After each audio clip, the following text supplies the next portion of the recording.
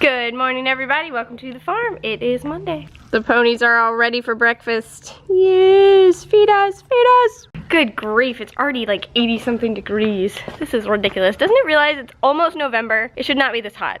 It should not be this hot, but I guess that's Florida for you. So we had a comment yesterday that somebody was concerned about how often we bathe the horses. So I wanted to talk you guys through a little bit about that just to kind of educate you on our situation. So we live in Florida. Today it is 85 degrees. You'll have to do the conversion. I think that's like 30 or 30 something Celsius. I'm not sure. But anyway, the Gypsy Vanner horses are from Europe. So they are from temperatures where this time of year it's much cooler than it is here.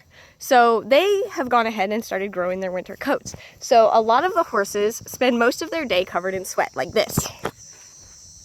So you guys can see how sweaty and gross she is right now, because it's hot here. It's really hot. She has a winter coat. We haven't had a chance to clip her yet. The problem is then, because she's so hot, she's uncomfortable. So she rolls. So she rolls in the dirt, covered in sweat. Hey, everybody. Everybody's coming over to see me now. She rolls in the dirt, and she gets covered in dirt. Well, the dirt sticks to that sweat and starts to coat her. That makes her more hot. So she just is in this continuous cycle of she gets more hot, so tomorrow she's going to sweat even more. So one of the things we have to do is we either have to clip them like we have with Calamity, or we have to bathe them.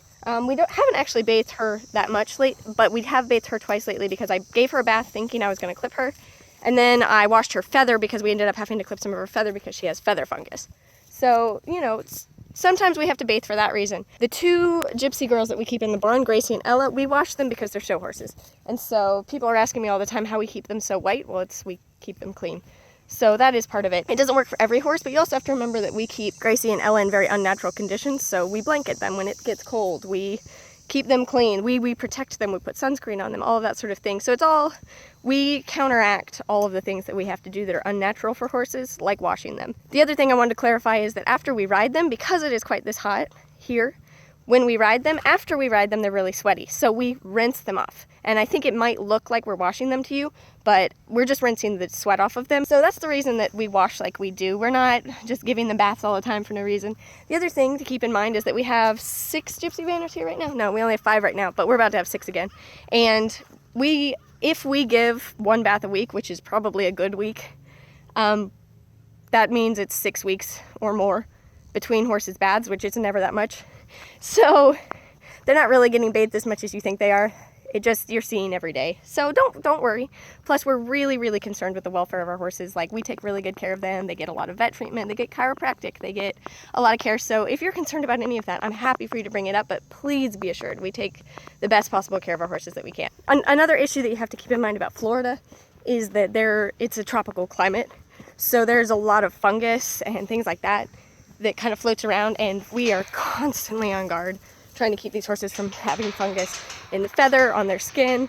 Dexy, for example, is very, very sensitive to fungus, and you'll see sometimes if I ever film her that she has little sores on her body, and that's just going to be a constant thing as long as she lives in Florida, which she's actually moving to Texas soon, which will be really good for her. As long as she lives in Florida, she's going to be combating skin funguses, which we have to wash with medicated shampoos and things like that. So there are a lot of different reasons we want to wash a horse, and there are a lot of environmental factors that you have to consider for horses in Florida. It's very weird to have Gypsy Vanners in Florida because they are just not made for this climate at all. And basically that just means we have to modify how we take care of them to help them best survive in this climate. And for some horses like Dexy, the best thing for them is to get them out of Florida. So that's what we're going to do. So we really do look out for our horses, but thank you so much for being concerned. I do appreciate you wanting to look out for horses. It just shows how much you care about horses. We're grateful for that, but you know, if you have any worries, I'm happy to talk you through anything. So anyway, I gotta move these guys. Stroker, our quarter horse, he's an American breed, so he was bred to be in these kind of conditions and things. We never have to bathe him because he doesn't grow too hot of a coat. He stays pretty clean. He stays pretty comfortable. It's all about comfort, really. So that's why we do that with the brood mares. The show horse is a completely different story. But anyway. So here you can kind of see quite how long her coat is right now and how sweaty she is. This is a kind of a close-up. You can see this is dirty. This is gross. Look at her ears. Like, she just stays sweaty like this until we can get her clipped. And in order to clip her, we're also going to have to bathe her because if we clip with this, it'll break our clippers. And it'll make for a yucky clip for her. So there's a lot of factors involved.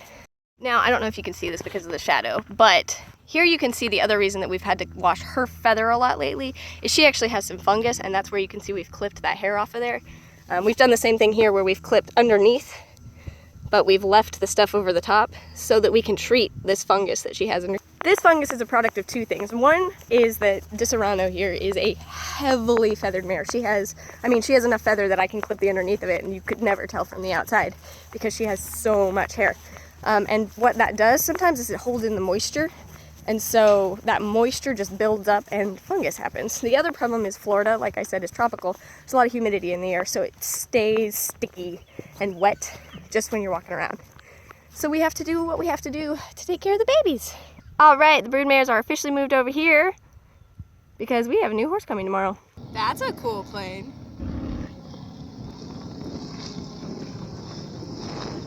Here you can see how Nacho, who is an American warm blood, is not sweaty, because her hair is made for this climate.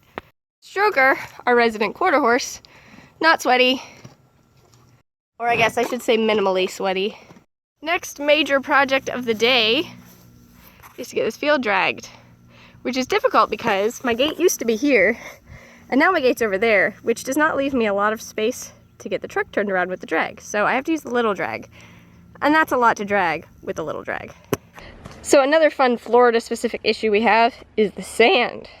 So because Florida is mainly sand, at least where we are, one of the issues that you have here is sand colic, which is where as the horses are grazing, or if you give them hay on the grass or anything like that, as they're eating it, they will start to ingest little pieces of sand, which a little bit of sand doesn't hurt anybody. The problem is when it builds up in their stomachs, they can sand colic. So what we have to do here in Florida is we have to give them Sand Clear once a month, which is a supplement. We give them a dose every day for 7 days, and it just helps them to digest the sand and poop it out so that they don't do that. And that's something we never had to deal with where I was before, but here in Florida, we have to deal with it. I'm sure it's any place where there's a lot of sand, I'm sure you deal with it, but not something I had to deal with in England, or in the Netherlands, or in the mountains in North Carolina. So we have this rotten potato, and for some reason Matthew wants to break it in half. Think I can break it in half? Try. Try some more. Can you break the potato in half? Can you do it?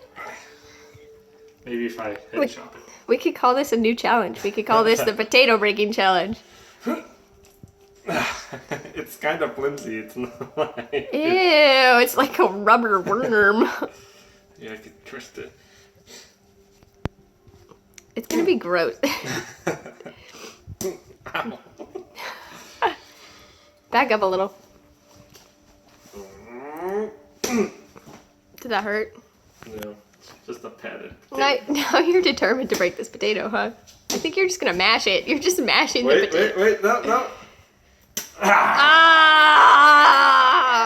Ah! Now take a bite of it! I love that we both had that thought at the same time, though. Now I'm gonna chop it up and put it down the disposal. Knife! Ah! Take that, potato. Okay, this is... Well, I had two options as far as dragging the field today. One was to use the big drag that we have back there. The other was to use this little bitty drag. Yes, see that patch of tall grass right there? There's a little bitty drag in there. The problem is that little bit... The problem is that little bitty drag would have taken forever, and I wouldn't have been able to really get the edges without doing crazy stuff. So Matthew's just gonna come rescue me with the big drag later. Don't put LaCroix or Perrier in one of these water bottles because you won't be able to close it. It'll just keep popping open again. Just like this. All right, we're in before. Mainly it's just over there. Before, and there's the after. Yay, much better. Stupid sand. Ugh. Matthew's here to try and get us out. Let's see if he can do it.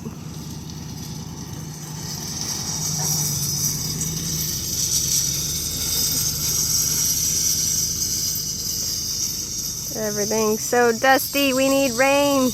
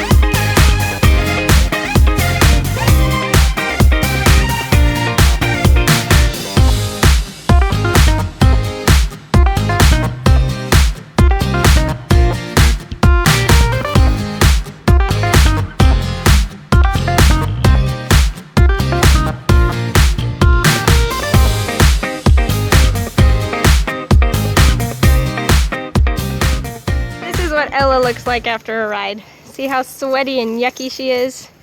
So we're just gonna do her a favor and we're gonna rinse that sweat off of her. Aren't we, baby? So the flies won't bother you. And you'll be comfy. Yum, here's an especially tasty, sweaty, foamy spot, huh? And happy ponies are back out. I love this little stretch that takes you from, oh my gosh, there was a hawk. That was crazy. I love this little stretch that takes you from the barn to the house. It's so pretty.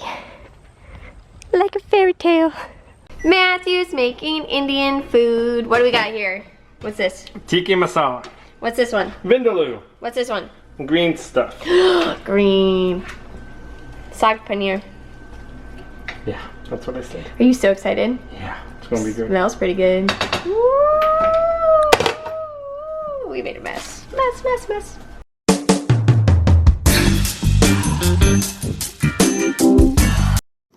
Sorry guys, Matthew doesn't want to be a part of the vlog anymore. All he wants to do is play Civilization all day and all night. Hey, I did not download Civ 6. What does it matter? You've been playing whatever this is for hours and days. What do you mean? I've only been playing for like half an hour. That is a big fat lie from your face hole.